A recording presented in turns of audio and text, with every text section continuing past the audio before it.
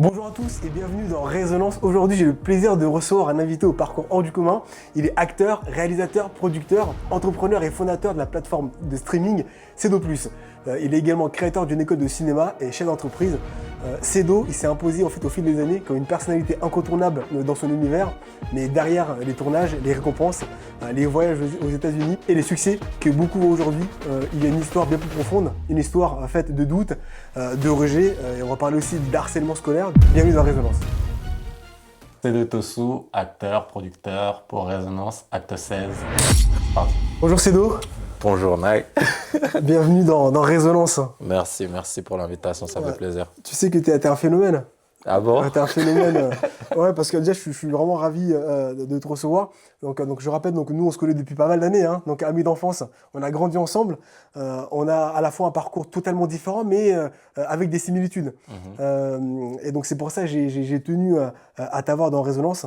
J'ai besoin, en fait, avant de démarrer, que tu nous parles un peu de toi, que tu te présentes aujourd'hui, qui est Cedo Tossou. Alors, Cedo Tossou, avant tout d'origine béninoise, né en France, principalement connu comme artiste, aujourd'hui dans le cinéma, mais pendant un moment dans la musique avec le piano. Quelqu'un qui a pas sa langue dans sa bouche, polémiste. Et puis voilà, grandi en Creuse, beaucoup voyagé, c'est à peu près moi. Oui, alors, on va voir, mais aujourd'hui, moi, je te considère du coup comme un acteur, un producteur également, un réalisateur. Tu as plusieurs cassettes. Ça, on va l'évoquer. Par rapport à tout ce que tu as pu faire, est-ce qu'aujourd'hui, tu peux dire que tu es quand même fier de ce que tu as pu accomplir aujourd'hui? Ouais, carrément. Enfin, je suis fier surtout parce que on m'a rien donné, on va dire. Je suis allé chercher tout ce que j'ai obtenu par moi-même.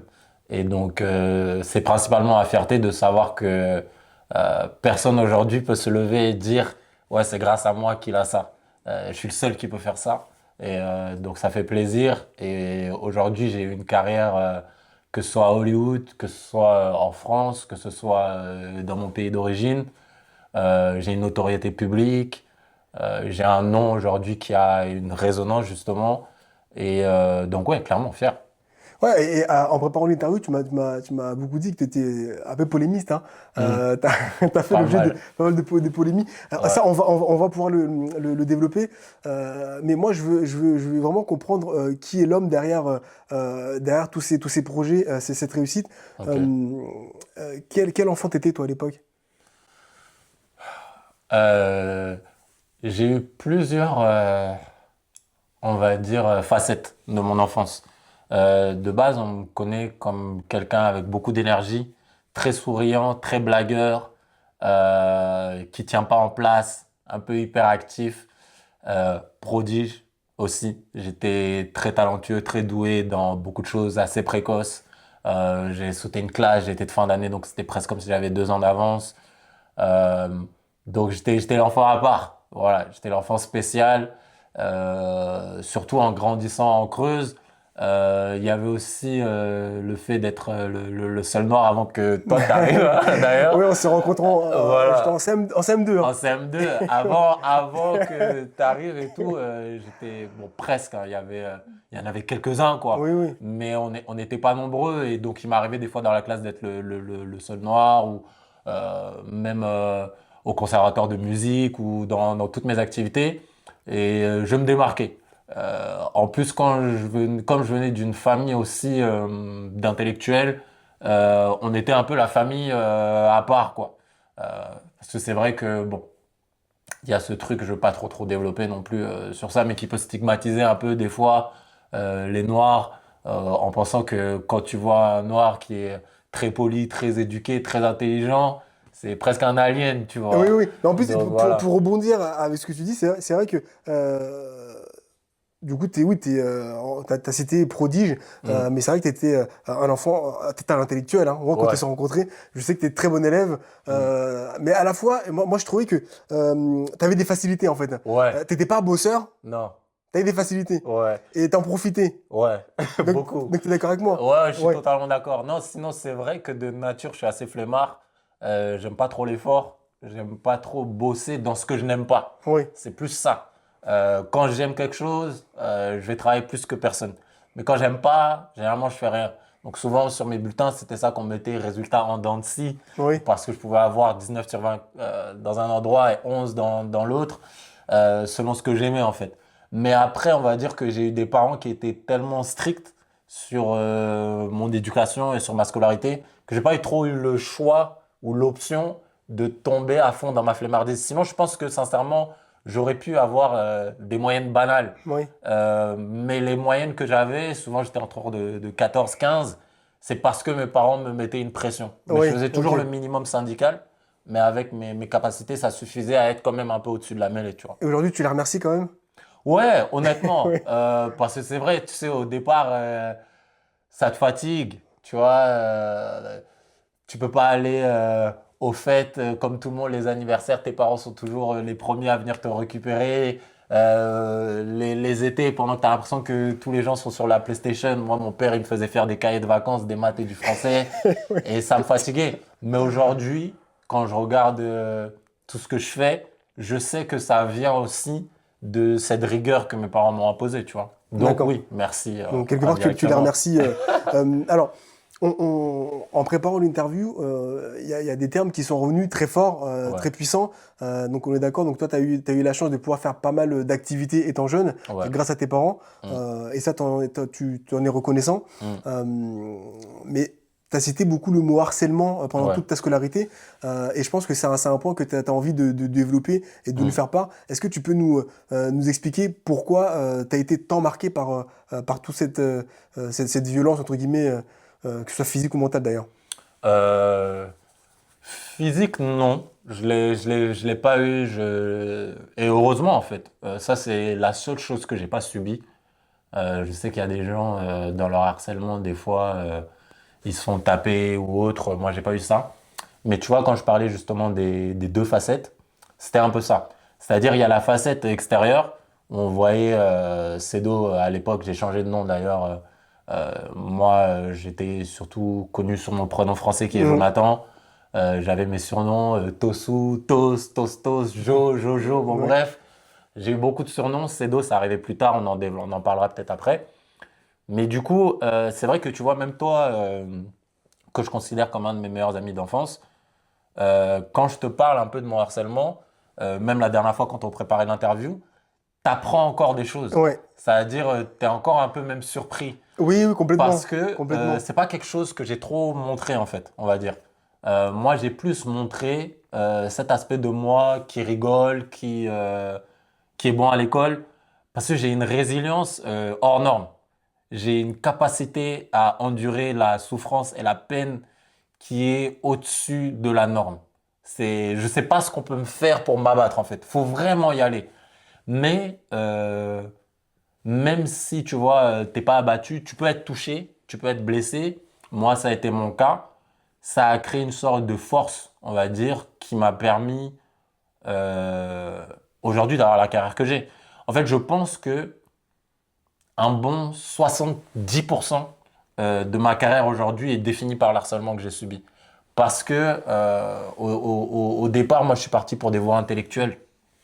Qu'est-ce que je suis là maintenant à être acteur à Hollywood, à jouer dans des pubs, dans des films. C'est pas de base ce vers quoi je suis Mhm. parti. C'est pour ça que c'est tombé comme un cheveu dans la soupe. Même toi, je pense que t'es tombé un peu des nues. Tout le monde, qu'est-ce que acteur, Oui, c'est parce pas que moi, tu vois. personne n'a su vraiment pourquoi, enfin, de quoi c'est venu, pourquoi tu as voulu devenir acteur. Est-ce que d'ailleurs, c'était plus profond? Bah, en fait, c'est un de mes profs à la New York Film Academy qui m'a dit, vous savez, une une des raisons principales pour laquelle les gens deviennent acteurs, c'est parce qu'en réalité, ils ont envie d'être aimés, ils ont envie d'être vus. Hmm. Et il y a de grandes chances que ce soit la raison pour laquelle vous êtes là aujourd'hui. Et je me rends compte que ouais, c'est profond, mais ça doit être réel. Euh, c'est vrai que c'est pour ça que je disais il y a ces deux facettes. Cette deuxième facette, c'est une facette que peu de gens connaissent. Je suis le seul vraiment à savoir exactement tout ce par quoi je suis passé. Que ce soit de l'harcèlement à l'école, que ce soit dans mes activités extrascolaires comme au foot, que ce soit sur les réseaux sociaux, c'est quelque chose que je connais depuis le plus bas âge en Oui. fait. Donc les gens, des fois, ils découvrent, je sais pas, une polémique que j'ai fait sur Twitter ou sur Facebook. Ils disent ah ouais, Cédo, ouais, il en prend plein la tête. Je dis mais vous pensez que c'est nouveau? En fait, moi j'ai vécu avec ça, j'ai grandi avec ça, c'est mon quotidien. C'est pour ça que les gens se demandent mais comment il fait pour prendre autant à la figure et toujours se relever? C'est parce que je suis habitué. C'est c'est mon quotidien. Mais et pour toi, à quel moment ça a commencé l'harcèlement? Sincèrement, vers la période où vous êtes arrivé. Si on doit dire les termes, c'est la période où, on va dire, en CM2, vous avez apporté quelque chose. Quand je dis vous, alors pour les gens qui ne savent pas, Nayer, c'est quelqu'un que je connais et je connais aussi, on va dire, on a un groupe d'amis de base avec lesquels on a grandi et aussi ta famille, parce qu'on est très proches, parce qu'on est depuis 22 ans, donc je connais sa famille, je connais ses frères, ses sœurs. Et donc, en fait, vous êtes arrivé, quand je dis vous, c'est surtout votre famille et vos amis. Euh, Nos amis en fait en commun, si je peux le dire, qui était une communauté principalement mahoraise, et vous, vous étiez de Lyon. Je ne sais pas si tout le monde était de Lyon. Non, non, pas tout le Voilà. monde. Mais chacun venait un peu. Mais en tout cas, j'ai eu l'impression que ça a été l'année où il y a peut-être eu, en tout cas, même pas tant que ça, hein, mais en Creuse, tu sais, comme il n'y a pas beaucoup de Noirs, il suffit qu'il y en ait trois quatre qui arrivent, tu as l'impression que, oh, donc je pense que c'était peut-être une dizaine de personnes, mais moi, principalement, les deux personnes dont je me rappelle le plus, c'est toi et ton frère Nayed, qui ont été bah, mes meilleurs amis, on va dire, pendant une longue période. Et vous avez apporté une autre manière d'être, un certain cool, un certain euh, une certaine trend, une certaine hype dans votre manière. Un côté street, tu m'avais dit. Ouais, un aspect, la culture street. Ouais. C'est-à-dire dans votre manière de vous habiller, dans votre manière de marcher, dans votre manière de parler. Vous avez apporté ce truc peut-être aussi du fait que vous venez d'une grande ville, tu Oui, vois. oui, oui, je Et pense. que, on va dire, comparé à Lyon, la Creuse, Guéret, on est considérés comme des campagnards, des ringards, tu vois. Donc vous avez apporté ce côté hype. Et ce qui est fou, vous vous rendez pas compte, mais tout le monde essaie un peu de vous ressembler. Pas que les Noirs, tout le monde, de toutes les ethnies, toutes les personnes, etc. essaient un peu de vous ressembler. Et ça allait en fait jusqu'à des sphères où même les adultes en fait avaient une sorte de fascination pour ce nouveau, ce cool que vous avez amené. Et en fait, ça a tout shifté. On va dire sur, je pense, les 10 années qui ont suivi de ma vie et même de notre petite collectivité qui est de la Creuse et des Creusons en fait. Parce que moi, j'avais pas ces codes-là. Comme j'ai été éduqué, on va dire, comme je te dis, la culture un peu enfant de bonne famille, dans la manière de parler, on rentre bien la chemise dans le pantalon, on monte bien, on met la ceinture. En fait, toutes ces choses-là, c'est des choses en fait qui faisait qu'on se moquait de moi après que vous étiez arrivé parce que vous avez ramené l'aspect cool de baisser le pantalon, de laisser le sac un peu en bas, de Dans la démarche. parler, la démarche, la manière de marcher. Et en fait, c'est des choses que moi, je ne maîtrisais pas du tout. Et que, en fait, comment dire, quand tu es noir, ce qui se passe, en fait, c'est que il y a un comportement auquel on s'attend de toi, et c'était celui-ci. Parce que, et ça, c'est dans le monde entier. C'est pas que en Creuse, que ce soit à Paris, que ce soit aux États-Unis, on attend du noir qui soit cool, Ouais. qui soit hype.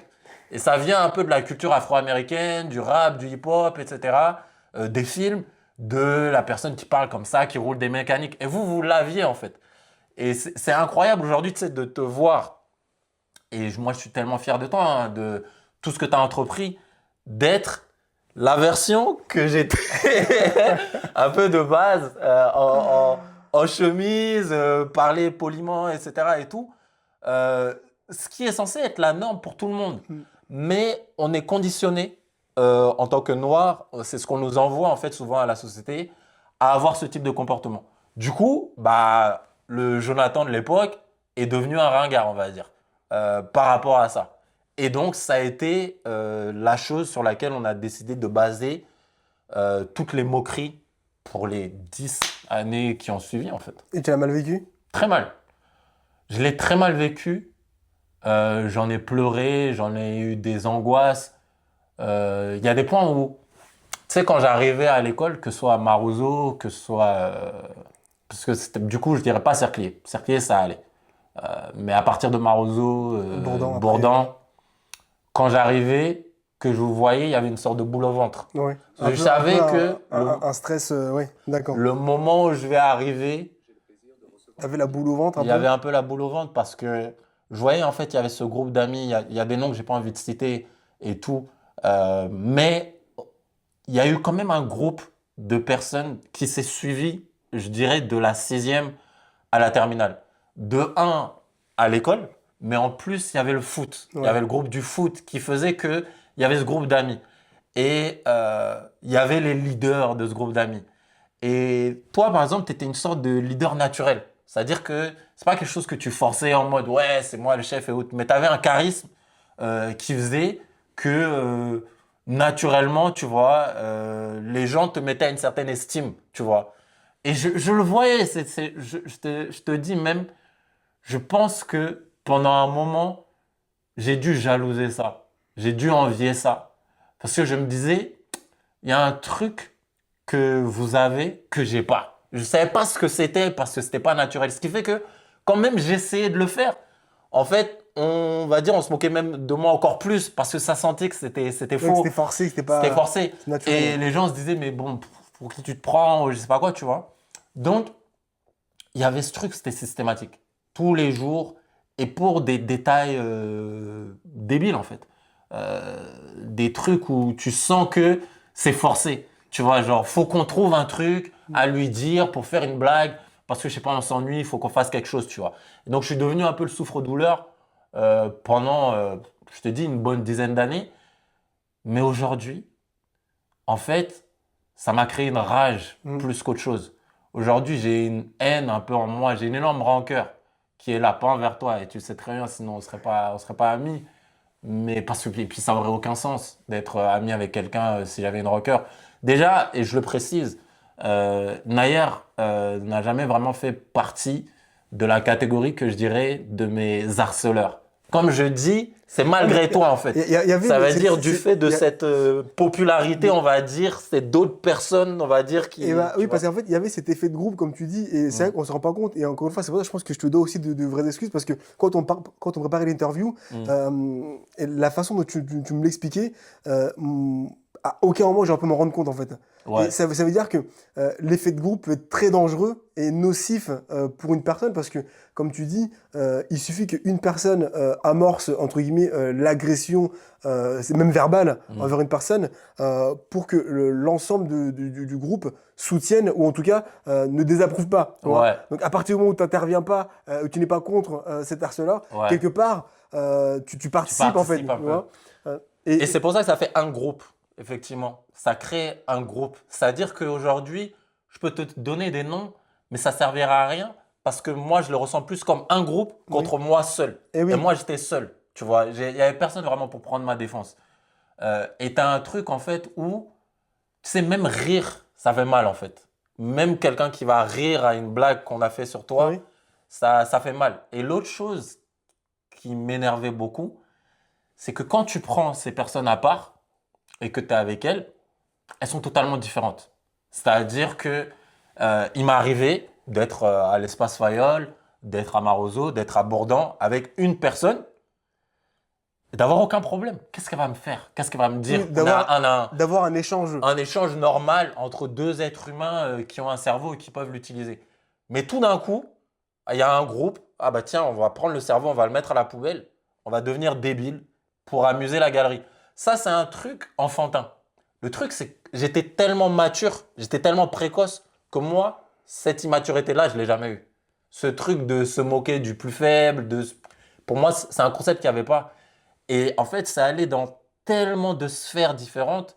Ça allait, comme je te dis, dans la sphère sportive, Ou pareil, il y avait cet effet de groupe aussi un peu contre moi, dans la sphère même des relations avec les filles en fait.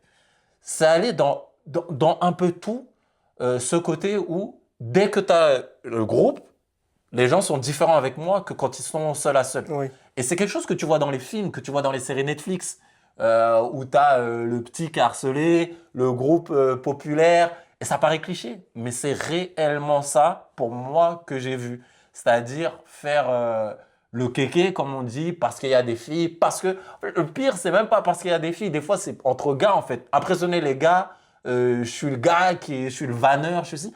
Et aujourd'hui, on a 30 ans, on est passé à autre chose et on est dans un truc où on se rend compte que c'est bête. Sauf que ce qu'il faut dire aux gens, c'est que quand tu as entre 5 à 20 ans, tu n'es pas prêt pour ça. Oui. C'est-à-dire que même si on dit ah ouais, mais c'était des enfants, la personne qui subit ça, elle peut en garder des séquelles toute sa vie. Ça, je pense qu'il faut une sensibilisation autour de ça, à un point où on a un ami commun que tu as reçu ici, qui m'a dit, Cédo, moi, si j'avais subi la moitié de ce que tu as subi, je pense que je me serais suicidé. Et il me l'a dit Ouais, comme c'est ça. fort. Ouais, Et réellement, moi, je pense que des gens, à ma place, s'ils avaient pris, ne serait-ce qu'un quart même, la moitié c'est trop de ce que j'ai pris, ils ne seraient plus de ce monde. Mais la grâce a fait que la vie m'a donné la force et la persévérance pour encaisser tout ça et mettre ça dans ma persévérance pour ma carrière. Si j'avais pas subi tout ça, d'ailleurs, j'aurais pas eu le succès que j'ai eu. Tu sais pourquoi? Parce que aujourd'hui, quand je commence une entreprise, il y a ce truc où je me dis, si je rate, je vais donner de la matière pour les gens de reprendre leur harcèlement. Et je ne peux pas leur permettre de gagner à nouveau. Ouais. Ils ont gagné pendant trop longtemps. Maintenant, il faut qu'ils perdent jusqu'à la fin de leur vie. C'est-à-dire, il faut qu'ils se réalisent que je me suis élevé à un point où ils ne peuvent plus m'atteindre, ils ne peuvent plus me toucher. Et Ils tu peuvent faire dirais- ce qu'ils veulent, mais c'est plus possible. Et tu dirais que c'est cette rage intérieure, du coup, elle t'a mené jusque-là. Mais est-ce que tu es quelqu'un de rancunier? Très, trop, Oui. trop. Tu pourrais pardonner, par exemple, aux personnes qui t'ont blessé réellement, profondément? Si elles viennent me demander pardon, Ouais. sincèrement, mais elles le feront pas parce qu'ils sont bêtes. Pour Ouais. la plupart, c'est des gens foncièrement stupides. Pour moi, Ok. non, Pour moi, c'est le très dis, clair. comme elles Ouais. sont. Pour moi, quand tu t'en prends à quelqu'un qui est plus faible, c'est de la stupidité. Brute, pure, il y a rien d'autre en fait. Il n'y a pas un qualificatif.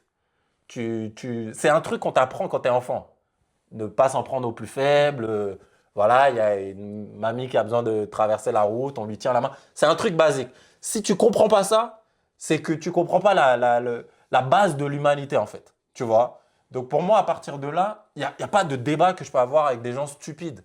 Je suis trop haut pour ça, tu vois. Donc je sais qu'ils ne le feront pas parce qu'ils sont stupides. Mais à partir de là, tu vois, à partir du moment où tu as posé ce constat-là, la question est de savoir, OK, qu'est-ce que tu en fais? Est-ce que tu vas à la guerre contre eux? Ou est-ce qu'au contraire, tu te dis, je ne mets pas mon énergie là-bas, je vais mettre cette rage-là ailleurs. Moi, c'est ce que j'ai fait, tu vois. Parce que pendant un moment, j'ai voulu me venger. Mais j'ai pas ça en moi. En fait, j'ai pas l'aspect de vengeance en moi. Il n'y a aucun acte que je peux dire aujourd'hui que j'ai fait dans ma vie par vengeance. J'ai fait des actes par défense. Tu t'en prends à moi, je m'en prends à toi aujourd'hui. J'ai ce truc où je réponds du tac au tac. Avant, je subissais tellement que maintenant, juste tu me pinces un peu et j'arrive, je réponds directement très très fort. Et je suis devenu très très sensible en fait. Mais c'est ce qui a créé ce côté overreact, ce qui a créé toutes ces polémiques et tout, c'est que aujourd'hui, je réagis au quart de tour parce que j'ai trop laissé passer. Il y a trop de choses où des fois je me dis, mais Cédo, t'étais grand en plus, pourquoi t'as pas mis des baffes aux gens? Mais c'est psychologique, c'est mental. Quelqu'un qui peut faire 20, 30 cm de moins que toi peut te harceler parce que dans la tête, t'es faible. Et j'en veux un peu à mon moi d'avant d'avoir eu cette faiblesse, de ne pas avoir pu, comment dire en anglais, stand up for myself, tu vois. Mais c'est fait, c'est fait. Ça me crée aussi cette grandeur d'âme, cette noblesse d'âme de me dire, sais quoi, Cédo, en vrai, tu étais une personne gentille, tu étais une personne qui avait un bon cœur, un bon fond, et c'est pas un défaut. En fait, on te l'a fait Ouais, passer pour c'est vrai. pour un défaut parce que tu avais de la gentillesse. Et on a promu dans cette société, en fait, les mauvais comportements, tu vois. Donc, aujourd'hui, ouais, j'ai de la rancune, mais je sais que c'est pas une bonne énergie. Je sens, en fait, en moi, même là, quand j'en parle, je sens, tu vois, ce que ça procure dans mon corps, c'est Mais pas de bonnes parce que énergies. même par rapport à tout ce que tu me dis, c'est vrai qu'on sent forcément que t'as été marqué, ça t'a énormément blessé, mais Hmm. c'est ce qui en a fait aussi ton moteur en fait, hein, Ouais. pour pouvoir réussir tout ce que tu as entrepris jusqu'à maintenant. Hmm. Mais si demain tu devais avoir une confrontation avec certains de tes détracteurs, quel message toi tu pourrais leur faire passer? Euh, Est-ce qu'il n'y a pas un En message fait, il y a l'aspect sage, si je devais répondre là, Ouais, et il y a l'aspect de plus mon impulsivité, tu vois. Premièrement, j'ai pas vraiment envie de parler avec eux. ouais, Mais si jamais cette situation venait, comme je dis, il faudrait qu'ils l'initient et qu'ils viennent me demander des excuses. Si ça vient pas, naturellement, moi, la seule chose qui va venir en moi, c'est vouloir leur coller à la face mon succès, en fait. Aujourd'hui, je me rends compte quand je viens à Guéret, et il m'arrive d'en revoir certains, tu vois. Que ce soit au foot, que ce soit à tel ou tel kebab ou tel site, tu vois. Je me dis, mais... Enfin, je les regarde, je regarde le parcours qu'ils ont fait, je regarde le mien, je dis, mais comment j'ai pu me laisser rabaisser par ces personnes-là, en fait? Parce que je suis à un tel niveau, en fait, je suis à tellement de dimensions supérieur d'eux en fait aujourd'hui, que ce soit par rapport à ma carrière, que ce soit par rapport à mon intellect, par rapport à ce que j'ai fait. Quand je regarde leur parcours, c'est incomparable. On peut même pas nous mettre dans le même ouais, panier en fait. Et je me dis, c'est fou, parce qu'ils se sont même pas tant élevés que ça. Et je sens qu'ils vivent toujours beaucoup, un peu par procuration, par ça, et ça me fait, je t'avoue, un peu plaisir. C'est pour ça que je te dis que c'est pas trop de bonnes énergies, mais ça me fait un peu plaisir parce que tu sais que ce soit les filles ou que ce soit les gars, c'est un truc que je vais dire aujourd'hui sans tabou. Après tout, tu as dit, c'est un podcast, on peut tout dire. on peut tout dire. Moi, je trouve que c'est un comportement de base qui a été beaucoup colporté par les filles au collège et au lycée. C'est-à-dire, il y avait un effet de groupe, au départ un peu des filles, qui suivaient un peu, comme on dit, les gars populaires et qui avaient des mauvais comportements, tu vois. À un moment ou à un autre, les filles, elles prennent en maturité, elles deviennent des femmes, elles commencent à comprendre que ces petits comportements-là et tout, bah, en fait, ça amène nulle part. Sauf que des fois, elles s'en rendent compte un peu tard. Donc, elles ont déjà eu peut-être un enfant avec la mauvaise personne, elles se sont Mm. déjà mariées avec la mauvaise personne, et ça. Et maintenant, au moment où elles veulent reprendre, bah, les personnes qui, elles, ont eu des bons comportements ne veulent plus de Eh ben oui, oui. ces personnes-là. Oui. Bah, en fait, c'est la même chose avec les gars. C'est-à-dire qu'il y a les gars qui ont eu des mauvais comportements, ça les a amenés à un certain niveau, ils étaient populaires, tout va bien. Ok, maintenant tous les gens sont en train de créer leur famille, sont en train de faire leur carrière. Maintenant, il faut que tu trouves du travail, il faut que tu te construises. Et aujourd'hui, bah, ta popularité, quand tu vas à un entretien à banque ci ou à centre cela, ils s'en fichent un peu. Tu vois, le fait que tu es le meilleur vanneur de ton équipe de foot. Tu vois, et quand maintenant tu dois toucher un SMIC en France, ou tu dois toucher des aides, ou tu dois vivre du RSA, que tu te rends compte que, ah ouais, en fait, c'est un peu galère pour moi, et que tu regardes autour de personnes, tu vois des naïrs qui créent des entreprises, qui achètent des propriétés, tu vois des cédos qui voyagent dans le monde entier, qui tournent dans des films, qui tournent dans ci, tu te dis, mince, j'ai peut-être raté le coche. Et pour moi, ça, c'est la leçon, tu vois. À un moment ou à un autre, ça te rattrape. Il y a toujours une justice en fait, hein. Ouais. Qu'on le veuille ou non. Alors, du coup, tu as commencé à parler un petit peu de tes succès et de tout ce que tu as entrepris. Mm. On va le développer par la suite. J'aimerais juste savoir si dans ton entrepreneuriat, Mm. tu as traversé des périodes de doute, des périodes compliquées. Des périodes compliquées, de doute, oui, comme tout le monde. Euh, mais je dirais que, encore une fois, j'ai toujours été très serein. J'ai toujours été très confiant parce que je n'avais pas d'autre choix que de Oui. réussir. Tu sais, souvent, je te disais ça, on en rigolait, je disais, c'est réussir ou mourir. Réussir ou mourir, ça c'est Enfin, vrai. Ouais, ouais, non, mais- c'est un truc qu'on disait beaucoup quand on se lançait, toi et moi, dans nos activités respectives. Parce qu'encore une fois, je veux pas, voilà, on a bien développé le sujet, je veux pas revenir ouais. à ça. Mais à chaque fois, je me dis, ok, c'est d'eau. Tu sais, ça m'est arrivé, hein, tu sais, tu reviens ici, tu es en Creuse, tu es fatigué, ton compte en banque, c'est pas ça, tu as beaucoup de données et tout, et tu te dis, ok, c'est quoi l'option là? C'est d'aller déposer des CV, rencontrer encore une autre personne qui m'a dit, ah bah alors c'est d'eau, cinéma, ça donne plus. Impossible. Donc moi, en fait, dans ma tête, à chaque fois, il y a ça qui fait que il faut que je reparte. Et puis aussi, je suis très doué, honnêtement. Ce qui fait que partout où je vais, partout où je passe, dès que je parle à quelqu'un de mon parcours, dès que je parle de moi, je sens ce truc de où la personne m'admire. Je sens ce Mm. truc à chaque fois de ah ouais, je suis face à quelqu'un, tu vois. Et en fait, quand je suis arrivé à Los Angeles, c'est là où je l'ai compris. Parce qu'à Los Angeles, tu rencontres, on va dire, les personnes les plus populaires au monde, Ouais. les plus riches au monde. Euh, et je rencontre des multimillionnaires, je rencontre des gens qui ont gagné des Oscars. Et ils me parlent, je leur parle de mon parcours et ils sont impressionnés. C'est là où j'ai compris que non, j'avais un truc où, quel que soit où je vais, je serai toujours au-dessus de la mêlée. Ce qui fait que j'ai confiance en mes capacités et je sais qu'il y aura toujours quelqu'un pour payer pour ce que je sais faire. Mais en même temps, oui, tu as des difficultés qui, en fait, sont créées souvent par des blocages, soit dans la tête parce que tu te conditionnes à certaines choses, soit parce que tu manques de connaissances. Au départ, quand tu vas entreprendre, tu sais pas que tu peux bénéficier de telle ou telle aide, Oui, oui. tu sais pas qu'il faut pas dépenser de telle ou telle manière. Donc j'ai fait ces erreurs-là au début et je continue à apprendre. Oui. Bah, alors moi, je vais commencer vraiment par le commencement Mm, de ton métier d'acteur. mm. Comment ça a démarré? Quel a été ton premier rôle? Où est-ce que ça s'est passé? Est-ce que tu t'en souviens d'ailleurs de Ouais. tous tes débuts?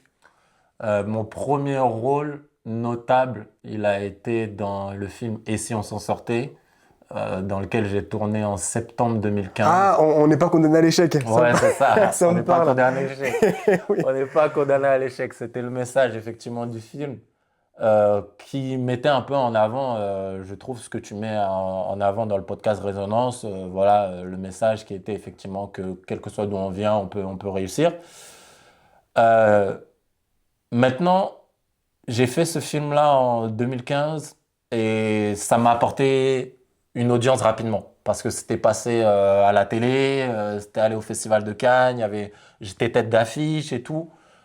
C'était porté par Monsieur Rostadom qui avait une certaine notoriété aussi publique. Et donc commencer par ça, ça m'a directement en fait mis sous le feu des projecteurs et ça a surpris tout le monde. C'est sorti de nulle part, tu vois, parce que 3 mois avant, j'étais en études en informatique électronique, tu vois. Donc mon premier rôle, Oui, c'est parce que tu as ça. dû monter sur Paris, hein. Ouais, j'avais fait mes études en informatique électronique à Bordeaux, puis je suis monté sur Paris pour passer des castings. Dans la transition entre mon école et une école d'ingénieur dans laquelle j'avais été accepté à Paris, et j'ai commencé à passer des castings, et j'ai décroché ce rôle-là, on va dire la chance du débutant, et ça m'a lancé. Et le métier d'acteur, est-ce qu'il est fait pour tout le monde? Est-ce que tout le monde peut devenir acteur? Tout le monde peut devenir acteur. Si je veux que tu deviennes un acteur dans l'année, tu deviendras un Ouais. acteur. Si je veux que... Parce que moi, par exemple, je sais pas, alors on parle, on essaye de voir un petit peu les possibilités, mais par exemple, si demain il y a un tournage, on peut être même juste figurant, etc., est-ce qu'il faut un CV? Comment ça fonctionne en fait? Non, alors pour être figurant, il ne faut pas de CV. Il faut juste avoir des photos de soi. Ouais, Il faut savoir où postuler. ok, d'accord. Il faut savoir où on trouve les annonces de tournage. C'est quelque chose d'ailleurs auquel je pense en fait. Peut-être développer une école de cinéma en Creuse. D'accord. Parce que c'est vrai que je trouve que c'est un département qui est très inexploité à ce niveau-là. Et c'est ce que j'ai fait au Bénin aussi, c'est-à-dire aller dans un lieu où le cinéma n'est pas très développé et puis contribuer à son développement. Mais c'est pas compliqué de devenir acteur selon moi. Ce qui est compliqué, c'est de faire carrière en tant qu'acteur. Parce que Euh, pour faire carrière, il faut persévérer, il faut continuer, continuer. Le plus dur, c'est de ne pas arrêter tant qu'on n'a pas percé, en fait. Oui. Et forcément, comme le monde aujourd'hui est régi par l'argent, si tu gagnes pas encore ta vie avec l'actorat, bah souvent, tu dois abandonner, tu dois faire d'autres choses. Donc, c'est souvent pour ça que les gens ne s'en sortent pas. Après, il y a des gens qui n'ont pas de talent, il y a des gens qui n'ont pas un look qu'il faut, mais ça même, je rectifie un peu ce que je viens de dire par rapport au look qu'il faut. Il n'y a pas vraiment de look qu'il faut. Oui. Il y a il y a tout type de physique dans les gens qui ont percé, qui ont gagné des Oscars et ci et ça, tu vois. Et qu'est-ce qui Donc fait voilà. qu'on perce, qu'on devient une célébrité? C'est quoi? C'est avec le temps? Il faut avoir fait un film qui explose? Non, C'est la chance. il faut de la chance quand même. Oui, il y a Ouais. l'élément chance qui est pour moi primordial, dans le sens où il faut être au bon endroit au bon moment, et surtout, il faut que l'opportunité que tu décroches donne. Il y a des gens que tu connais pas, mais qui ont fait des centaines de films, et ils jouent, et ils font une carrière depuis 30, 40 ans, mais tu les vois dans la vue, dans la rue, tu les reconnaîtras jamais. Et il y en a d'autres, ils font un film, et boum, ça pète. Oui. Donc ça, on va dire, c'est vraiment l'aspect chance pour moi parce que même des blockbusters de Hollywood avec des 200 millions de dollars de budget, des fois flop, tu vois. Donc il n'y a pas de recette miracle pour, on va dire, qu'un film marche parce que c'est un peu la magie du cinéma, c'est l'audience qui décide à la fin. Et il y a beaucoup de producteurs qui se sont dit oui, si je mets telle star, je mets tel budget, je tourne à tel endroit, ça va marcher. Et pourtant, ça flop. Maintenant, ça ne veut pas dire qu'il n'y a pas des choses sur lesquelles tu peux agir. Forcément, si tu produis quelque chose qui est bien écrit, avec des gens qui ont de la visibilité, Ça aide. Ouais. ça aide. Oui, oui. Mais il n'y a pas de garantie. D'accord, Mm. ok.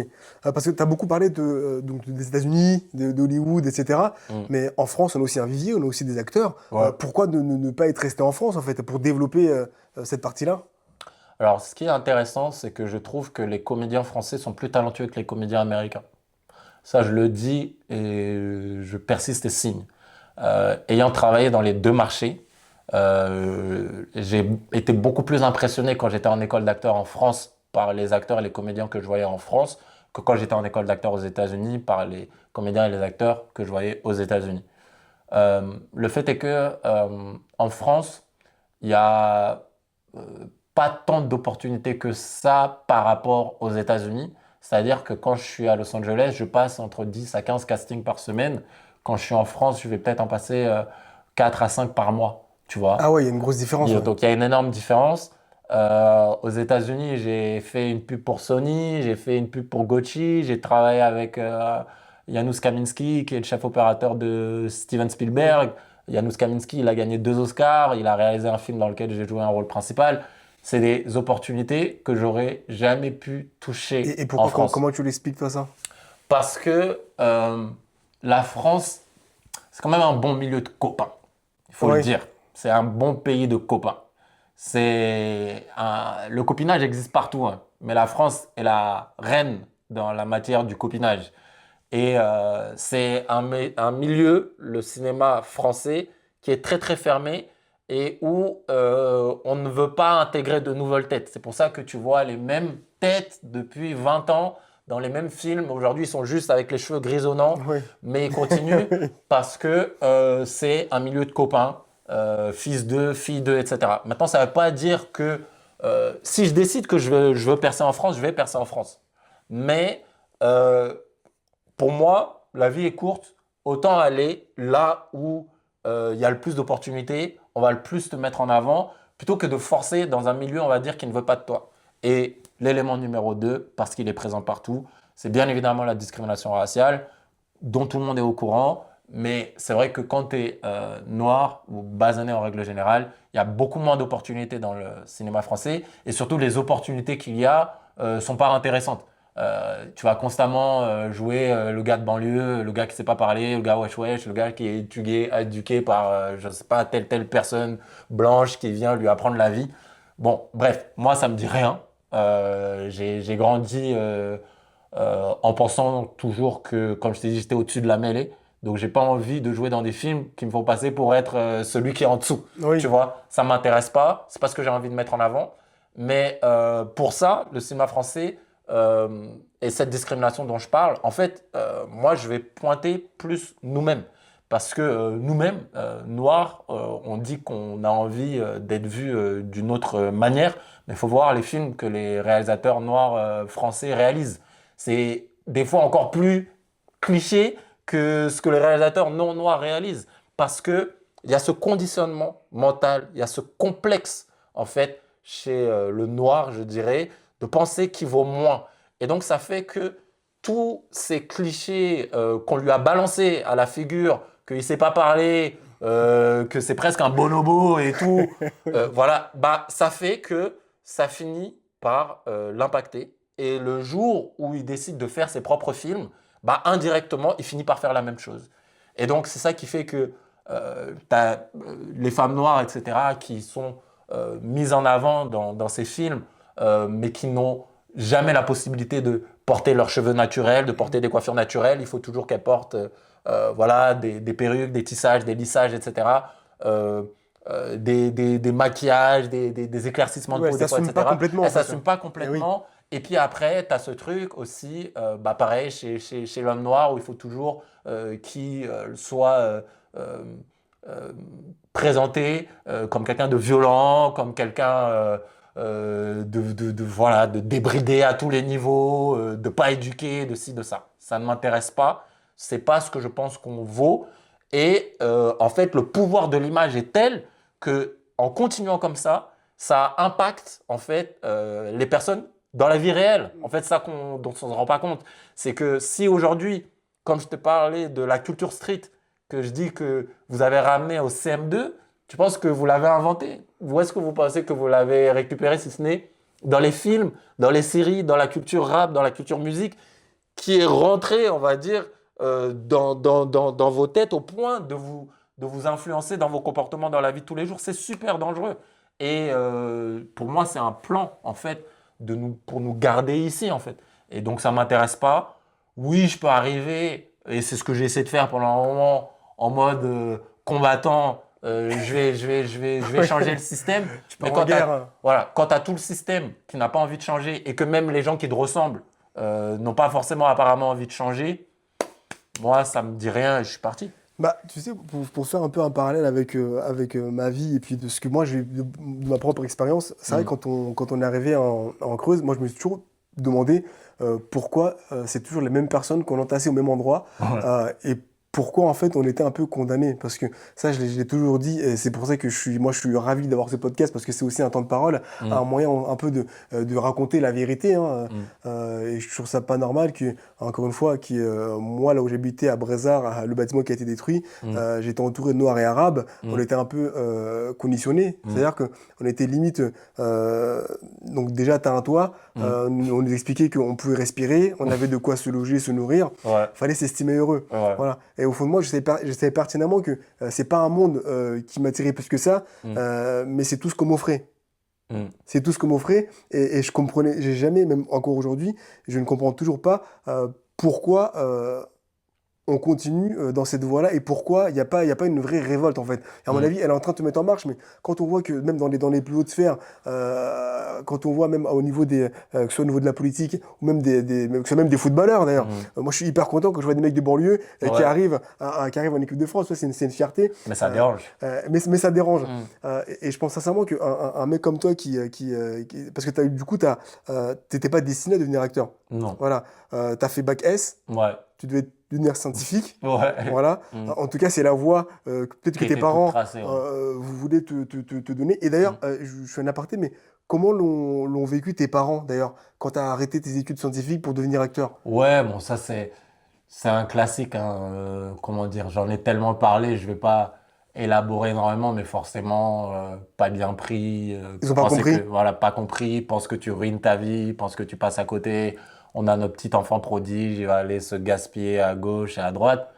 Euh, je veux plus trop, comment dire, ressasser Oui. cette période-là parce elle est tellement lointaine.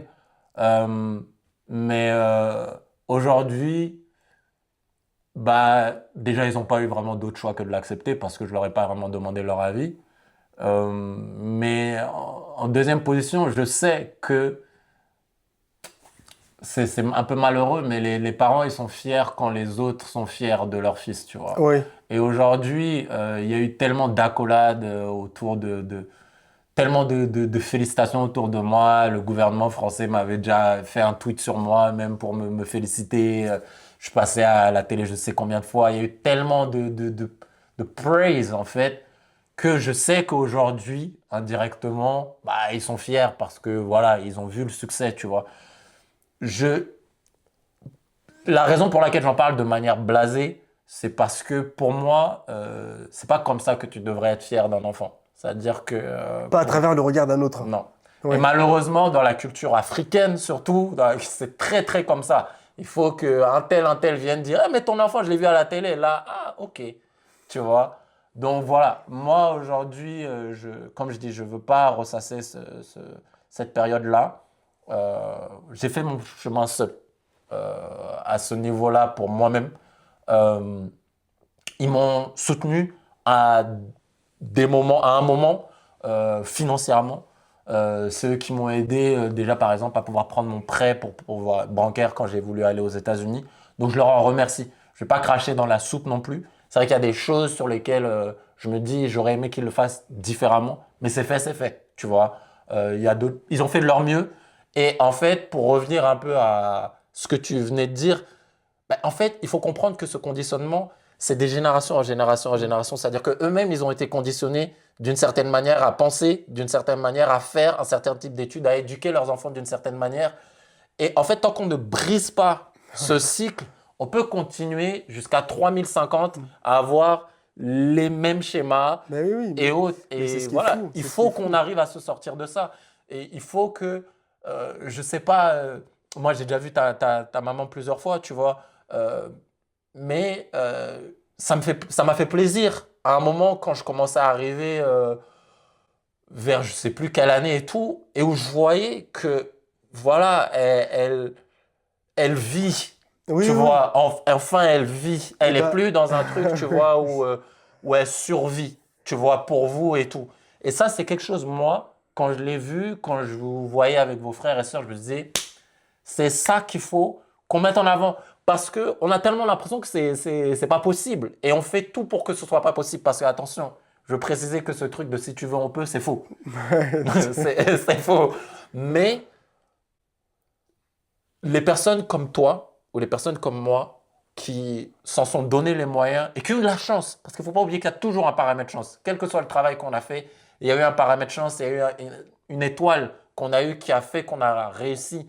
Mais pour moi, il faudrait qu'on essaye déjà dans notre entourage proche et si possible encore plus lointain, de dire aux personnes que la manière dont le système est fait là, est fait, la manière dont c'est fait, il faut en sortir. Sinon, tu risques en fait de rester cantonné au même type de rôle, comme tu as dit, au même type de logement, mm. au même type de vie, au même type de job, et c'est un plan. Voilà, pas pour rentrer dans des trucs, Mais, mais mais voilà. oui, parce qu'en fait, c'est qu'on a l'impression, quand on est dans ce monde-là, Mm. le monde des pauvres, hein, clairement, c'est ça, le monde des pauvres. Oh, disons les Oui, choses comme elles sont. on peut dire les choses de ces questions, c'est que on nous fait comprendre que c'est... comment on peut expliquer ça? C'est-à-dire que l'idée, c'est que donc tu vas à l'école, tu prends ce qu'on te donne, Mm. tu trouves un petit boulot, peut-être que tu auras droit aux aides, et puis tout se passera bien. Mm. Mais en fait, je pense que surtout la nouvelle génération, c'est pas ce qu'on veut en fait. Non. C'est pas ce qu'on veut et que moi par exemple, je me suis lancé dans l'entrepreneuriat un peu par dépit parce que ce qu'on me proposait ne convenait pas. Mm. L'immobilier, moi j'ai déjà dit, c'est pas, ça n'a pas été une passion. Je l'ai fait ça parce que je voulais gagner de l'argent. Moi, Mm. clairement, j'ai fait ça parce que je voulais gagner de l'argent. Mm. J'en avais marre déjà qu'on me respecte pas en entretien. Mm. Limite, je sortais du bureau, on jetait mon CV à la poubelle. Et ça, j'en avais marre. Les emplois qu'on me proposait, bah ouais, alors j'ai rien contre les caissiers, etc., etc. Mais Ouais, encore une fois, c'est pas ce que je vais. C'est bien pas ce que sûr. je veux, c'est pas ce que je vaux. Tu Ouais. vois. Et je pense que quand on veut s'en sortir, quand tu es très pauvre, il te faut 10 Oh, générations pour au t'en moins. sortir, au moins, à moins d'être une exception. Ouais. un moment de passer à travers les mailles du filet, en fait. Tu vois. Voilà. Et c'est ça que je trouve incroyable Ouais, et pas normal, en fait. Tu vois. clairement. Et c'est pour ça que je l'ai déjà dit, mais on ne naît pas libre et égaux en droit. Mm. Et pour moi, ce que tu as fait, encore une fois, on aime ou on n'aime pas le personnage Sedo Tosu, mais ça rêve quand même de l'incroyable. Voilà. Ouais. Parce que tu parles de très lent. Alors, on n'en a pas parlé, mais je me souviens, parce que du coup, on échangeait pas mal, d'une période où tu faisais des allers-retours en train. Non, tu vois, tu te souviens de ça? Ouais. Les trains de nuit, Ouais. ça te parle? Oh là là. Ouais, en fait, tu sais ce qui est fou, d'ailleurs, c'est que ce que tu viens de dire, il faut 10 générations pour faire en sorte que un pauvre s'en sorte. Il y a cette génération, je vais les appeler les néo-noirs, de noirs qui pensent que parce qu'ils gagnent 3 000, 4 000 euros par mois, tu vois, ça y est, c'est les nouveaux riches, Ouais. tu vois. Il faut rester humble. C'est-à-dire que tu es à 1 à 2 mois de salaire de la pauvreté. C'est vrai. C'est vrai. Non, c'est vrai. Hein. Tu es à 1 ou 2 mois de salaire d'être à la rue. C'est tout. Ce qu'il y a entre toi et la rue, c'est 2 mois de salaire. Et donc, tu as l'impression que si, que ça, la réalité, c'est pas ça. Ce qui fait quoi? C'est que mes parents gagnaient plutôt bien leur vie par rapport, encore une fois, à la médiane ou à leurs chiffres qui nous sortent. Parce qu'aujourd'hui, si tu gagnes 2500 euros par mois, on considère que waouh! Mais la réalité, c'est que moi, maintenant que je suis allé à Los Angeles, j'ai déjà fait des contrats à 10 000 euros la journée, je me rends compte que 2500 euros par mois, c'est rien du tout. Dans le sens où euh, on nous a vendu ça, c'est encore fait exprès, tu vois, pour que une personne qui commence au SMIC, qui va faire 10, 15, 20 ans pour peut-être arriver à 2005, 3000 et tout, on lui vend ça comme le modèle de succès, Ouais. pendant que les gens, ils sont là Ouais, et ils mais- décident de faire des soirées, ils invitent des pingouins à leur soirée, j'ai vu ça, voilà. Ils disent, tiens, Ouais, le vrai argent, il est pas là. je fais venir... Franchement. j'ai vu un footballeur, encore une fois, je vais pas donner de nom, un ami qui travaillait avec lui, il fait venir ses bouteilles d'eau d'Espagne. Voilà. Ouais. Tu vois, donc il y a un autre monde, mais nous, on est dans ce truc où on doit se contenter de ça. Ce qui fait que j'avais 2 parents qui, oui, pour la moyenne, ok, la moyenne de Creuse, etc., ça va, ils devaient être sûrement dans les 3 000 à 4 000 euros le mois, j'en sais rien. Ils ont jamais vraiment voulu me donner leur salaire exact parce que tu sais, il y a un tabou autour de l'argent, mais je pense qu'ils étaient autour de ça. Donc quand tu as les deux ensemble, c'est bien, ils avaient 3 voitures, super. Après, quand ils se séparent, forcément, c'est un peu plus compliqué. Mais malgré tout, même s'ils sont séparés, ils ont continué à remplir, on va dire, leur job financièrement par rapport à nous. Ouais, mais ok, quand tu veux t'élever et tu veux payer des écoles d'acteurs, mon école d'acteurs à New York Film Academy, c'est 40 000 euros l'année. Donc, c'est pas avec ton 3 000 euros le mois que tu vas payer une école à 40 000 euros l'année. Et le truc, c'est que moi, quand j'étais là-bas, moi, j'ai pris un prêt pour faire 8 mois d'études. J'ai fait un prêt de 40 000 euros pour faire 8 mois d'études aux États-Unis. Mais quand j'étais dans ma classe, tu penses qu'il y avait des gens qui avaient fait des prêts comme moi? Non, que des fils à papa et des fils à maman riches. Et je ne suis pas jaloux envers eux, je ne dis pas, c'est pas une invective que je fais, mais c'est un fait, c'est un constat. Tous les gens de ma classe avaient des parents riches qui leur ont... Et quand je te parle de riches, ils ne gagnent pas 3 000 euros le mois, ils ne gagnent pas 4 000 euros le mois. Donc, qu'est-ce que je veux dire par là? C'est que si tu n'as pas les moyens de se payer ces grosses écoles, tu vas faire la carrière que j'ai faite à Los Angeles. Les gens qui faisaient 1 an et se disent, oh, finalement, j'ai envie de faire une année de plus. Ah, maman, finalement, j'aime pas l'actorat, j'ai envie de faire la réalisation. Boum, tu repars. Tu as envie de faire les grandes écoles, tu as envie de faire les Louis le Grand, les HEC. Les personnes comme toi et moi, on n'avait pas la possibilité. C'est inaccessible. Pourtant, si tu me regardes, tu vas te dire, ah ouais, mais je me rappelle même quand j'étais au collège, ouais, Jonathan, il est riche, c'est le riche et tout. Ouais, par rapport à vous, j'avais un niveau social qui était peut-être un peu plus élevé. Mais par rapport au monde, en fait, tu te rends compte que, ah ouais, finalement, tu n'as pas tant d'argent que ça. Ouais. Et donc, quand j'ai voulu m'élever dans le cinéma, ben, je suis retourné à ma condition humble de pauvre. C'est-à-dire de personnes qui, par rapport, en tout cas, aux gens et tout, n'a pas tant de moyens que ça. Donc, pour me donner les moyens de réussir, ouais, il a fallu des fois que je dorme dans le train. Il a fallu des fois que je dorme dans la gare pour aller passer des castings, etc. Parce que je voulais ça. Et en fait, tu sais, j'en parlais à ma mère hier. Mais ce que ça m'a créé, c'est pas bien en fait. Parce que j'ai appris à vivre avec très peu. Oui. Ce qui fait que maintenant, je dépense plus du tout sur moi-même. J'ai un téléphone vieille génération, j'achète rarement d'habits, je paye pas des choses pour moi-même. Et ma mère, elle m'a dit, mais ça va pas avec la vie que tu essayes d'avoir. Tu es là, tu es une célébrité aujourd'hui, tu es une personnalité publique, mais euh, tu t'investis pas sur toi, voilà. Et du coup, tu vois, j'ai pas de voiture, j'ai pas ci, j'ai pas ça, mais c'est des choses que j'aurais pu acheter depuis un moment, mais en fait, il fallait que je réussisse. Donc pour moi, si j'ai 5 euros, j'en mets 6 dans ma carrière, tu vois. Et s'il faut que je mange pas, s'il faut que je dorme dans la gare, je vais le faire. En fait, du coup, je me suis privé de tout pendant 10 ans. Ce qui fait qu'aujourd'hui, j'arrive plus à dépenser sur moi, j'arrive plus à… Et je me rends compte que je pense même que si je regarde par exemple par rapport à toi, aujourd'hui, je pense même que la dynamique s'est sûrement inversée. C'est-à-dire que c'est quelque chose de psychologique. C'est-à-dire que je pense qu'aujourd'hui, tu penses sûrement plus riche que moi. C'est-à-dire dans ta tête, Dans la mentalité, dans la façon de psychologie, penser, ouais. tu t'es Ok. sûrement élevé à un niveau plus haut où tu penses pouvoir t'offrir certaines choses que moi aujourd'hui, en fait, j'y pense même pas parce que je me suis privé de beaucoup de choses pendant 10 ans pour réussir, tu vois. Il faut comprendre ça. Il faut comprendre à quel point le conditionnement mental, en fait, ça joue dans tout. J'ai une de mes élèves, bonjour, big up à elle, qui s'appelle Chiamaka Francisco, qui est venue du Bénin, qui arrive d'une famille pauvre du Bénin, mais qui est aujourd'hui à Los Angeles. C'est ma fierté d'avoir réussi à amener une élève du Bénin à Los Angeles qui travaille à Hollywood et tout. Quand j'étais à Los Angeles dernièrement, je lui parlais et tout. Et je lui dis, mais tu t'es embourgeoisé. On dit, c'est quoi? T'es dans la manière dont tu parles et tout. J'ai dit, ah, c'est quoi et tout. Et je me rends compte que c'était une erreur de ma part. Et hier, carrément, je lui ai fait un vocal, je me suis excusé. J'ai dit, c'est quoi en fait, Shamaka? Good for you. C'est bien. C'est bien si maintenant dans ta tête, t'es en mode non, c'est pas parce que je viens de la pauvreté Voilà, raison. que j'ai pas le droit Oui, oui. de m'offrir de belles choses, que j'ai pas le droit de vouloir vivre à Beverly Hills. Je dis, tu sais quoi, bravo. Il faut moi aussi que j'évolue sur ça. Le conditionnement mental, c'est vraiment fort. Et dans ton métier, est-ce que il t'est déjà arrivé, en tout cas, est-ce qu'on t'a déjà fait ressentir que tu n'étais pas à ta place? Est-ce que tu t'es senti un peu rejeté dans des différents castings ou autres d'ailleurs? Alors, non, pas à Los Angeles, ni à Paris en tant qu'acteur, parce qu'encore une fois, je suis le noir acceptable par la Ouais. société. Je suis le noir qu'on aime par la Ouais. société.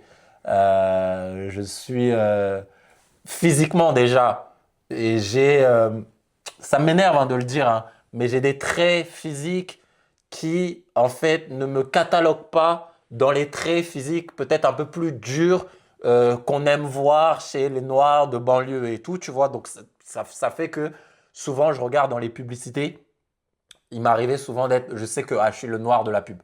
Tu vois, je fais beaucoup de pubs en France ou même aux États-Unis où je sens, il y a 10 acteurs, il y a un noir et c'est moi. Souvent, ça, c'est ça. C'est-à-dire, j'ai le visage qu'on accepte Qui bien, passe. qui Ouais. passe. Ouais, ouais, ouais. J'ai la manière de parler qui passe, qui fait que sur ça, bon, je suis celui voilà, qu'on aime.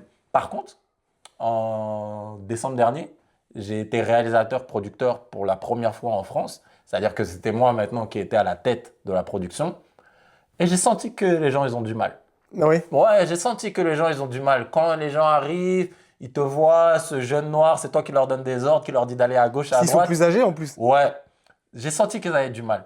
Et je sais que ça vient de ça. Mais tu sais, ils viendront toujours te dire que t'es parano, que c'est toi, mais on se sait. Oui. On se sait. Quand on le sent, on n'a pas besoin, tu vois, il n'y a pas d'explication. Mais moi, j'ai senti, mais ça m'a fait plaisir. J'ai dit, ouais, tu vois, c'est comme ça aujourd'hui. Oui, c'est une fierté quelque part en Ouais, plus.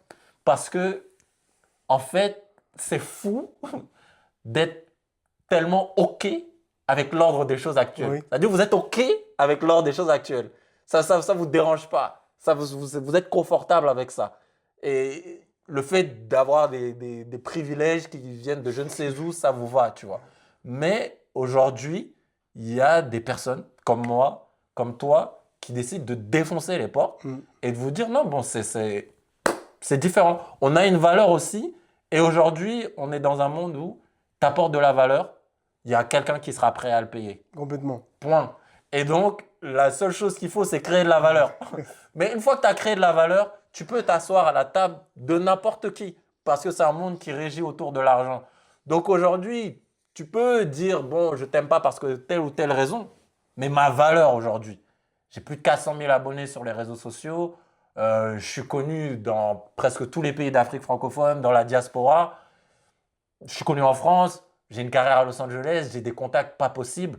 Aujourd'hui, j'ai une valeur. Donc, des gens ont besoin de cette valeur et ils payent pour ça. Non, mais je suis d'accord avec toi, ou quand tu dis, quand tu crées de la valeur, il y a un marché, Ouais. donc forcément, des gens sont prêts à payer pour ça. Et en plus, je vais aussi en profiter pour rappeler à nos auditeurs que cet épisode, il serait bien entendu disponible en audio au podcast, que ce soit sur Amazon Podcast, Deezer, et également Spotify. J'ai envie de parler de Cedo+. Ok. J'ai envie de parler de Cedo+.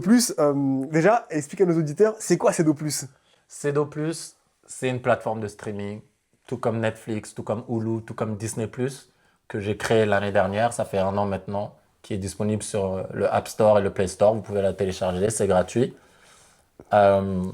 J'ai voulu, on va dire, parce que pour moi, il n'y a pas de limite. Tout est possible. On peut tout créer, on peut créer de la valeur partout. En tout cas, comme je dis, j'ai toujours pensé ça. Et avec Cedo+, c'était un défi de plus que j'ai réalisé, qui était, en fait, c'est une chaîne. Dans tous les domaines, il y a toujours une chaîne, qu'on appelle une chaîne de production. Que ce soit l'immobilier, que ce soit l'alimentaire, et que ce soit le cinéma. Et tant que tu ne contrôles pas toute la chaîne, tu seras toujours à un moment ou à un autre dépendant de quelqu'un. Et si cette personne dit non, bah, t'es fichu. Du coup, l'élément de la chaîne, j'ai commencé par développer l'élément déjà d'être acteur individuel. Ensuite, j'ai développé l'élément de la formation, avoir une école de formation à moi, c'est-à-dire pouvoir former avec mes standards ce que je veux. Aujourd'hui, mon école, elle est extrêmement populaire. On a des centaines de candidatures par jour. Ensuite, dans le monde entier. Ensuite, la boîte de production, c'est-à-dire avoir sa propre boîte pour pouvoir produire de la même manière que vous le faites ici. Vous êtes d'une manière ou d'une autre des producteurs d'un podcast. Donc, avoir sa propre boîte pour ne plus être dépendant d'autres personnes qui vont venir tourner les choses pour vous. Et enfin, la diffusion. Puisque, encore une fois, ok, là par exemple, vous avez le podcast Résonance, vous le diffusez sur des plateformes. Oui. Comme tu viens de le dire, il n'y a même pas 5 minutes, Spotify, Deezer, etc. Ok, bon, et si vous pouviez le diffuser sur Cedo+. Ça veut dire que là, on rentre dans quelque chose où le deal est fait entre toi et moi. Il n'y a plus d'intermédiaire. En fait. Exactement. Voilà. Oui. Donc c'est un peu ça. Mais c'est vrai que si je te pose la question, c'est qu'avant l'interview, avant le podcast, on en a déjà parlé. Ouais. Mais voilà, donc je vais annoncer aussi à nos chers auditeurs que vous pourrez retrouver donc tous nos épisodes sur Cedo+. Voilà, donc l'application elle est gratuite, donc téléchargez-la sur l'Apple Store. Et en plus, moi j'ai téléchargé. Donc, en plus, elle est bien ergonomique, je trouve qu'elle elle est hyper fluide. Et d'ailleurs, je la préfère à Amazon Prime. Elle est hyper simple à utiliser. Donc voilà, donc Cedo+, vous retrouvez donc tous les interviews de tous nos invités, ça va être super. Moi, ce que je veux aussi comprendre, c'est qu'avant Cedo+, donc tu l'as dit et répété, tu as créé une école. Est-ce que tu peux nous en parler, parler de tes élèves également, comment se déroulent également les différentes interventions aussi pour la formation? En fait, encore une fois, l'école de cinéma a toujours été, on va dire, la base pour faire en fait Cedo+. C'est-à-dire que Cedo+, c'était un peu ma finalité. D'accord. Je vais pas te mentir, quand j'ai commencé, j'avais pas d'idée du nom Cedo+, j'avais pas d'idée que j'allais faire une plateforme de streaming. Mais je savais quand j'ai commencé que ce que je voulais, c'était créer de l'art, le diffuser à ma sauce, par moi-même. Et pour ça, tu as besoin d'une armée, tu as besoin d'une équipe. On peut rien faire seul. Et donc, la meilleure manière, en fait, de créer cette armée-là, c'est de la former soi-même. Parce que les gens, encore une fois, s'ils ont appris le cinéma ou autre, l'entrepreneuriat à travers les écoles traditionnelles, ils ont tous les biais dont je te parle en fait. Oui, oui. Et donc ça fait que tu travailles avec des gens qui ont dans leur tête les mentalités qui ne vont pas aider à faire avancer les choses comme tu le veux. Du coup, je suis parti de la base. On va former à notre sauce pour avoir des éléments aujourd'hui qui permettront d'aller vers l'avant. Aujourd'hui, j'ai des élèves que j'appelle les Juevi, c'est dans la langue fon, qui veut dire enfant de la maison. Moi, je suis le Jueto, c'est le père de la maison. C'est dans une langue béninoise et tout. Voilà, je fais une dédicace à voilà, Kemi Babatunde, Chiamaka Francisco, Justin Koumonji, Adebola Fonton. C'est tes élèves, hein, tout cela. Qui sont des élèves qui sont devenus aujourd'hui des collaborateurs, des partenaires. C'est-à-dire qu'ils travaillent pour et avec surtout CEDO+, et ils ont été formés à la manière dont je fonctionne, les valeurs, les projets que je veux mettre en place, et ça en fait des atouts énormes. En fait, dans tout ce que je fais aujourd'hui, je les utilise. C'est-à-dire que Kémy, par exemple, c'est elle qui écrit la plupart des scénarios de la série Allocan actuelle, qui est très populaire. C'est grâce à son humour aujourd'hui qu'on a des millions de vues. Justin, c'était mon assistant réalisateur encore dans la série que j'ai faite en décembre dernier en France. Et ça aussi, tu sens que les gens, ça les dérange. Parce que tu as une équipe qui était 100% noire, tu vois, qui n'était pas forcément quelque chose que je cherchais. Hein. Je travaille avec toutes les ethnies, ce n'est pas le problème. Mais pour le coup, c'est les personnes qui se sont inscrites à mon école et que j'ai essayé d'élever parce que voilà, de la même manière que je te souhaite un jour de peut-être entreprendre à Mayotte, tu vois, il y a toujours ce côté qui amène quelque chose quand tu fais quelque chose dans ton pays d'origine. Il y a une fierté aussi. D'une fierté, tu vois.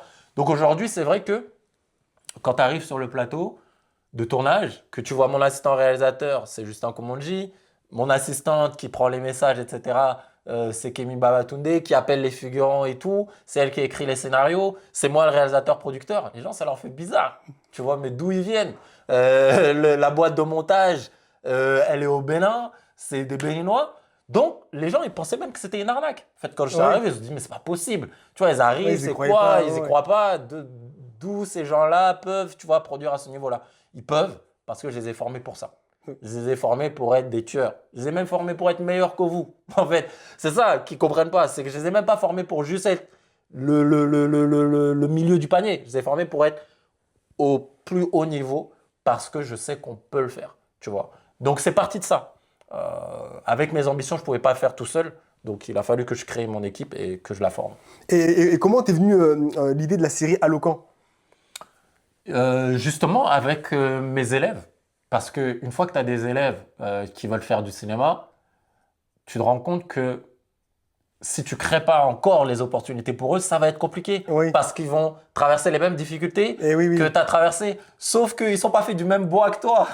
C'est-à-dire que demain, quelqu'un qui arrive et qui veut se lancer dans l'immobilier et qui dit « Ouais, Nahir, j'ai envie de faire comme toi », tu vas le regarder, tu vas dire « Ok, mais si tu sais ce que moi j'ai dû faire pour arriver là, tu vois, sans vouloir être condescendant, en tout cas, ça va être compliqué. Sache que c'est, tu vois. Et moi, c'est la même chose. Mes élèves peuvent faire ce qu'ils veulent, mais je sais quand même qu'ils ne sont pas faits du même bois. Et donc, toutes les difficultés que j'ai traversées pour percer, que ce soit à Paris, que ce soit à Los Angeles, je ne les vois pas faire ça. En plus, c'est vrai que du coup, tu as créé un écosystème où derrière, tu leur ouvres les portes en fait. Hein. Tu leur donnes les tuyaux, les conseils, etc. Tu les places au bon endroit. Voilà. Tu les diriges vers la bonne production. En plus, parce que du coup, pour aller aux États-Unis, ils ne sont pas allés comme ça par hasard. Ils ne sont pas levés un matin en disant je veux les États-Unis. Forcément, c'est aussi. Sincèrement, même, je vais te dire, mais je pense que tu regardes, il y a 54 pays en Afrique. Hein. Je ne pense pas qu'il y en ait un seul qui ait une école de cinéma qui puisse dire j'ai réussi à envoyer une des élèves à Hollywood. Je ne pense pas. Je pense sincèrement être le seul. C'est pas pour, je pense, vous pouvez vérifier, hein, mais je ne connais pas. C'est un exploit, tu vois, c'est une prouesse. Aujourd'hui, Chiamaka travaille à Los Angeles chaque semaine en tant qu'actrice. C'est inimaginable. C'est une fierté pour toi aussi. Bah oui, tu viens d'un pays où le salaire moyen, c'est 50 € le mois, tu vois. Donc, pour moi, c'est une grosse fierté. Maintenant, pour revenir à ce que je disais, à Locan, tu veux créer des projets. Tu dis, OK, tu veux créer des projets pour tes élèves et tout, tu veux qu'ils puissent jouer dedans. OK, sauf que pour l'instant, t'es pas un producteur qui est chevronné, t'as pas des millions d'euros dans ton compte en banque. Donc, qu'est-ce que tu fais? Tu crées de petits projets. Des projets que tu peux produire avec pas trop de budget. Et donc, l'idée me vient de faire une série comme ça, qui se tourne dans un seul lieu, avec pas trop de personnages, des plans fixes, etc. Pour faire en sorte que, en fait, dans une journée, tu puisses tourner beaucoup de choses, en fait. Donc, pour moi, en tout cas, ça a été ça le but. Et en fait, c'est fou, mais c'est en partant de ça, j'ai tourné de base avec un iPhone et même pas, avec rien, quoi, bénévolement avec mes élèves. Et j'envoie ça à Canal+, et Canal+ adore le concept. Et Canal+ dit, OK, on a envie de produire 100 épisodes Et donc, de ce il y a eu un concept-là. partenariat avec le Avec groupe Canal. Canal+. Oui. Voilà. Et donc Canal+ a financé pour produire 100 épisodes de cette série-là. Et là, c'est incroyable. Parce que quand tu travailles avec Canal+, c'est les plus gros. C'est les boss, on va dire. Et là, t'as quoi? Quand j'ai proposé le projet, j'ai quoi? 27 ans. Et tu deviens scénariste, réalisateur, producteur, acteur d'une série pour Canal+, qui vient d'une école que tu as créée avec tes éléments, etc. Et tu te dis, mais OK, là, j'ai enfin la possibilité. Là, j'ai plus d'excuses. Parce que là, on m'a donné, comme on dit, the stage is yours. On t'a donné la scène, on t'a donné les moyens. Donc maintenant, si tu dis que tu peux faire mieux, vas-y, montre-nous, tu À toi vois. de prouver maintenant. Ouais. Et donc, j'ai vraiment mis toute mon énergie dedans. Et pour faire la promotion, et la série a cartonné. Aujourd'hui, on a fait 3 saisons, on en a fait une en France, on en a fait une en Côte d'Ivoire. Il y en a d'autres qui se préparent. On est approché par l'Asie, on est approché par les États-Unis Ouais, il y a pas mal de projets en cours, de qui veulent faire développement. des adaptations Ouais. de la série, tu vois. Ok. Et aujourd'hui, on est en train de parler de budget vraiment énormément, très, très, très conséquent, tu vois. Mais on est parti de base d'une idée qui est simple. Mettre de la visibilité sur des personnes qui n'en ont pas d'habitude, le faire d'une manière différente et avec de l'énergie, de la force et de la conviction. Et ça a créé un énorme boom et je souhaite le même type de succès à Résonance. Et on va bientôt arriver à la fin de cette résonance.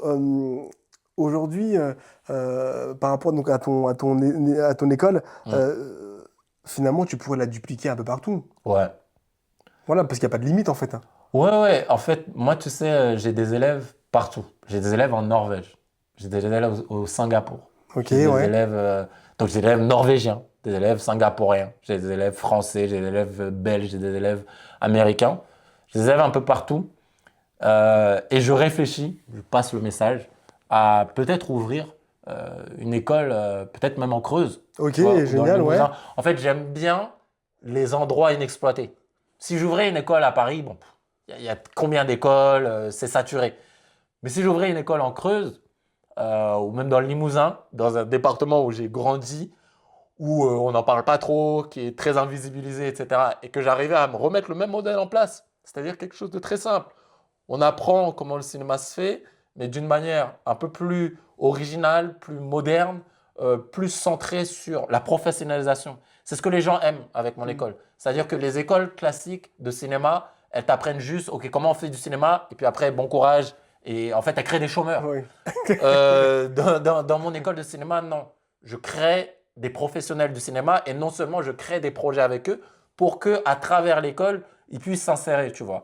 Et je me dis, pourquoi pas le faire ici? Tu vois, tu m'inspires aussi à le faire parce que je regarde l'entreprise que tu as montée ici, je suis très fier de toi et je me dis, ouais, il y a des endroits comme ça, on se dit, non, qu'est-ce qu'on va faire en Creuse, tout ça. Mais non, en fait, c'est la même chose. Les gens auraient pu me dire, qu'est-ce que tu vas aller faire au Bénin? Et les gens me l'ont dit, qu'est-ce que tu vas aller faire au Bénin? Qu'est-ce que tu vas te perdre? Tu viens de Hollywood, tu vas à Hollywood, tu vas au Bénin, pourquoi? Ouais, mais aujourd'hui, grâce à ça, maintenant, quand je retourne à Hollywood, parce que j'étais à Los Angeles encore il y a 2 semaines, et que je parle aux gens du travail que j'ai fait au Bénin, ils me regardent avec des yeux comme ça. Et je te parle de producteurs de Hollywood chevronnés, des gens qui ont des millions de dollars sur leur compte en banque. Mais quand je leur parle de ce que j'ai fait au Bénin, quand je leur parle du fait que j'ai une plateforme de streaming, quand je leur parle du fait que j'ai fait une série pour Canal+, à mon âge, Ils se disent non mais c'est pas possible. Non, mais je peux être fier. Pour moi, c'est une fierté. Et puis, pour moi, tu as un exemple aussi. Comme quoi, quand on a un rêve, parce que c'était un rêve, il faut y croire, il faut s'accrocher. C'est difficile, c'est vrai. C'est difficile, mais encore une fois, si c'est un rêve, en réalité, on finit toujours par l'assouvir. Et quand on a soif de vengeance ou de revanche sur la vie, en tout cas. C'est important. Après, pour revenir sur ce dernier point, aujourd'hui, on se confie. Quand je fais un podcast ou quand je fais une interview, parce que j'en ai fait plusieurs, je dis ce que j'ai sur le cœur, parce que je me dis, il y a un pouvoir avec les interviews, les podcasts, c'est que ça reste. Donc, et tu les fais pas toutes les semaines, les interviews. Donc, tu vois, tu te dis, bon, ça, c'est mon moment, je le mets là, et ça peut vieillir dans 10 ans, tu vois. Mais j'insiste sur le fait que, comme je disais, l'énergie de la rage, de la haine, de la rancœur, de la rancune, pour moi, n'est pas une bonne énergie. Ça m'a servi de moteur, mais ce n'est pas quelque chose avec lequel j'ai envie de l'idée. C'est-à-dire que si demain, je viens et j'ouvre une école de cinéma en Creuse, le but n'est pas d'arriver avec un truc de « Allons-y les Creusois, on doit… » Non, on vient avec un projet artistique de créer des choses qui ne se font pas. Quand je vois ton hameau de gîte, je te l'ai dit plein de fois, moi je vois un studio de cinéma. Je vois un endroit qui est exploitable pour faire des séries, pour faire des films, pour faire plein de choses. Et j'ai envie, en fait, de mettre en place ça. Parce que pourquoi pas? C'est possible. On a une vie. Exploitons ce qu'on peut faire de notre vivant. Et voilà. Et surtout, aspirons toujours au meilleur. Ne restons pas conditionnés dans voilà, les clichés, les stéréotypes ou ce qu'on pense qu'on peut ou peut pas faire. Il faut garder ces champs ouverts et voilà, tenter le plus possible. Et pour clôturer donc cette résonance, pour toi, ce serait quoi le dernier mot, un conseil même, un conseil à donner à une personne qui souhaite se lancer dans l'acting par exemple, ou dans la production. Déjà, qu'est-ce que tu pourrais lui dire? Bon, déjà, je peux faire ma pub. La personne peut écrire à mon assistante sur WhatsApp, par email, etc. On mettra toutes tes coordonnées, même le lien de tes réseaux. Si la personne veut suivre ma formation. Mais un conseil que je pourrais donner déjà, c'est effectivement commencer par une école, que ce soit la mienne ou une autre, parce que rien ne remplacera la théorie. On a beau dire oui, se former sur le tas, se former sur le tas. Ce qu'on entend par se former sur le tas, c'est quand même apprendre de quelqu'un qui l'a déjà fait. Donc, il faut d'une manière ou d'une autre avoir quelqu'un qui l'a déjà fait pour vous apprendre comment ça se passe. Parce que quand je regarde le moi de 19 ans qui s'est lancé dans le cinéma, je me dis waouh, ouais, si j'avais tout le niveau de connaissance que j'ai aujourd'hui, j'aurais pu faire plein d'autres choses, forcément. Donc, pour ne pas perdre du temps, trouvez une école pour apprendre à le faire.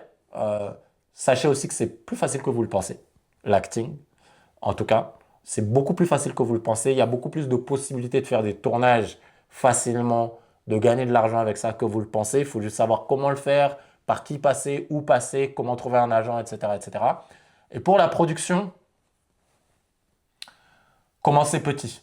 Parce que la production rime constamment avec argent et moyens. Parce que quoi qu'on tourne, il y a toujours un minimum de dépenses. Même quand on le tourne soi-même, rien que le fait de se mobiliser pour tourner quelque chose, ça reste une dépense. Donc, commencez avec de petits projets. Commencez pas à dire je vais produire une série avec des dragons, avec ci, avec ça. Non. Commencez avec des choses simples que vous savez que vous pouvez faire avec pas trop d'acteurs, si possible que vous-même vous soyez acteur dedans et pour lesquels vous savez que vous avez un réseau avec qui vous pouvez tout faire en interne. Commencez par ça. Parce que commencer avec un projet où vous dépendez de la volonté d'un tel ou un tel pour le faire, ce n'est pas une bonne idée. C'est par ça que moi j'ai commencé et j'ai perdu beaucoup de temps à cause de ça. Parce que du coup, tu es en attente de subventions, d'aides, etc. C'est mieux de se lancer avec un truc où vous prenez votre caméra aujourd'hui avec les iPhones.